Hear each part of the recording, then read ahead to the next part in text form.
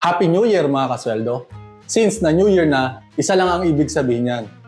Annualization na naman. Nakagawa na kami ng video about sa annualization. Pero may mga comments doon na masyadong simple daw yung nagawa naming yearly payroll register. So itatry uli natin gumawa ng annualization yun and itatry natin na medyo realistic yung sample payroll register natin. So tara, discuss natin.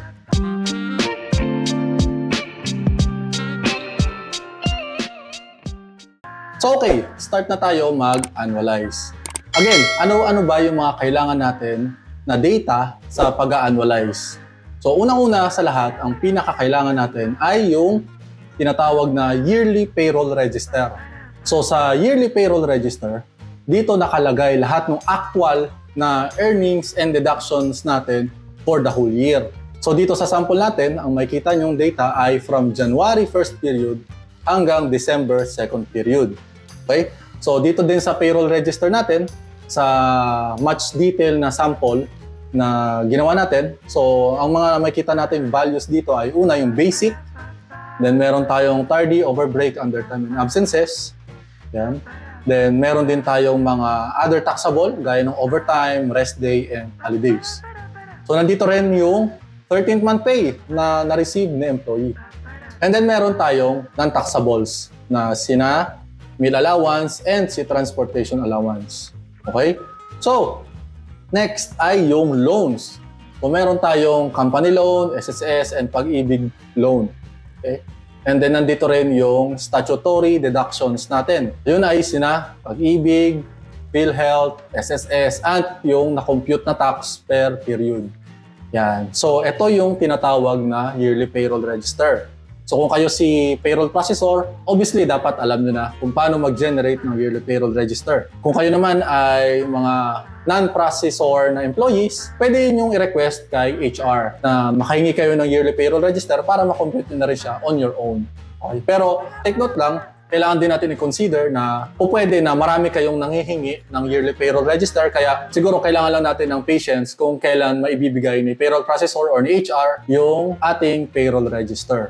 Okay? So again, ito yung isa sa mga kailangan natin sa pag-annualize. Yung next na kailangan natin sa pag-annualize ay yung tinatawag na annual income tax table na ginawa ni BIR.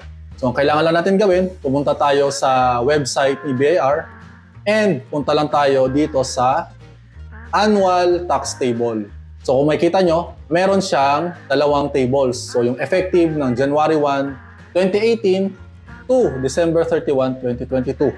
So, ibig sabihin, itong table na to ay outdated na kasi hanggang December 2022 lang siya effective. So, yung next table ay yung effective date ay January 1, 2023. Tapos, wala tong nakalagay na 2 or yung kung kailan siya matatapos. So, ibig sabihin, ito yung pinaka-updated na annual tax table na binigay ni BIR. So, yun yung next na kailangan natin sa pag-annualize. So, mag-start na tayo sa pag-annualize. So, balik lang tayo sa Excel. Yan. So, una, sa pag-compute ng Excel, so by the way, kung makikita nyo pala sa Excel, meron na rin tong total. So, basically, tinotal lang natin lahat nung per column. Yan. Okay? So, sa pag-compute ng annualization, ang kailangan natin una ay yung gross. Gross. Okay? Yung gross na tinatawag ay lahat ng earnings na na-receive ni employee. So, sino-sino yun? Yun ay sina basic, taxable earnings, sa 13th month, at si non-taxable. Sila tardy, overbreak, undertime, and absent. Tinatawag ng ibang employees yan na deduction. Pero pagdating sa pagpaprocess ng tax, ang tawag namin dyan ay negative earning or part siya kasi ng basic salary. Yan. Kaya kailangan natin siyang isama sa gross natin. Okay? So sa pagkuha ng gross, again, ang gagawin lang natin, i-add lang natin lahat ng earnings kasama yung negative earning. Okay? So si basic plus tardy plus overbreak plus undertime plus absent plus overtime and si rest day, then si holiday. Sama na rin natin si 13th month. Sama na rin natin si meal allowance, at si transportation allowance. Yan. So yan yung mga earnings natin na part ng gross. Next, ang kailangan natin kunin ngayon ay yung non-taxable. Okay? Taxable. So yung non-taxables natin, basically, ito yung mga earnings na dineclare natin kay BIR na non-taxable talaga. Okay? So hindi siya basta non-taxable lang. Dapat alam din ni BIR na non-taxable talaga yung mga amounts na yon. So dito sa sample natin, ang mga non-taxables ay sina meal allowance and si transportation allowance. Yan. Next, yung 30th month na hindi lalagpas ng 90,000 pesos. So dito sa sample natin, ang 13th month ay si 33,550.96. Yung next na kailangan natin ay contributions. Contributions. Yan. So ito ay sina SSS, PhilHealth, and Pag-ibig. So dito si Pag-ibig plus si PhilHealth plus si SSS. Yan. Ang next na kukunin natin ay yung taxable. Yan. Sa pagkuha ng taxable, ang gagawin lang natin ay ileless lang natin sa gross yung non-taxable, 13th month, and contributions. Okay? So, gross minus non-taxable minus 13th month minus contributions. So, ito na yung tinatawag nating taxable. Ibig sabihin, itong amount na lang na to, yung subject for tax. Itong mga to, hindi na siya kasama sa pag-compute ng tax. So, ang gagawin lang natin, yung taxable amount natin na 412 plus ay ipa-plot lang natin sa annual tax table. So, sa pag-plot ng taxable sa annual tax table natin, titingin lang tayo dun sa first column. Yan. So, kung makita nyo, meron tayong not over 250. Ibig sabihin yan, 0 to 250. Tapos yung the rest, kung makita nyo, over 250 but not over 400. So dito natin aalamin kung saan tayo magpo-fall na bracket dito sa annual tax table natin. Okay? So sa sample natin, 412 something yung taxable amount. So kung makita natin, dito tayo nag-fall. Yan. Over 400,000 but not over 800,000. Yan. So, alam na natin kung saan tayo nag-fall na bracket dito sa annual tax table. Ang gagawin natin next ay kukunin lang natin yung over 400,000. Ang tawag namin dito ay minimum ng bracket. Yan. So, pangalanan natin siyang minimum. Minimum na 400,000. Yan. Next na gagawin natin ay kukunin natin yung tax sa 400,000. Yan. Ibig sabihin, yung 400,000, meron ng naka-allot na tax dyan. Okay? Ang tawag namin doon ay fixed tax. Yan. So, paano natin makukuha yung fixed tax? Actually, nandito siya sa annual tax table. Yun yung amount na to sa kabilang column. Yan. Ito yung fixed tax. Ibig sabihin, sa 400,000, may fixed tax na yan na 22,500. Yan. So, kukunin na lang natin yun. So, 22,500. Yan. Since na na-compute na natin yung tax para sa 400, ang gagawin natin ngayon, kukunin natin yung amount na hindi pa nakocompute ng tax. Yun ang tinatawag nating excess. Yan. So si excess, basically, si 412 minus 400. Yan. Okay? So bakit 12,422.95 yung nakuha natin excess? Kasi gaya nga nung sinabi ko kanina, na-compute na natin yung tax para sa 400,000. Yun yung 22,500. Kaya ang gagawin natin, aalisin na natin yung 400,000 doon sa taxable kasi may tax na yon. At ang matitira na lang ay yung 12,422.95 na hindi pa natin alam kung magkano yung tax. Yan. Kaya tinawag natin siyang excess. Yan. So next na kukunin natin ay yung tinatawag na rate.